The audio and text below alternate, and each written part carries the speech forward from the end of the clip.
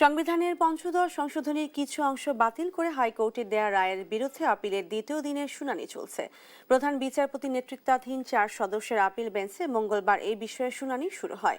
প্রথমে শুনানি শুরু করেন সুশাসনের জন্য নাগরিক সুজনের পক্ষের আইনজীবী। শুনানিতে সুজনের আইনজীবী শরীফ ভূঁইয়া জানান, পঞ্চদশ সংশোধনী পুরোটাই বাতিল করা উচিত, তবে 102 ও 96 অনুচ্ছেদ বহাল রাখার ক্ষেত্রে তাদের আপত্তি নেই। বলেন, এই সংশোধনী ছিল খুবই অস্বচ্ছ প্রক্রিয়ায়, যেখানে দেশের সংবিধানের চরিত্র পরিবর্তন করা হয়েছে।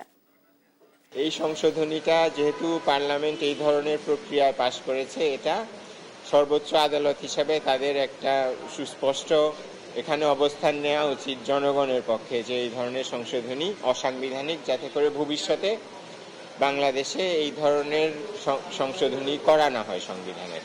যে সংশোধনীর উদ্দেশ্যই হলো সংবিধানকে ধ্বংস করা।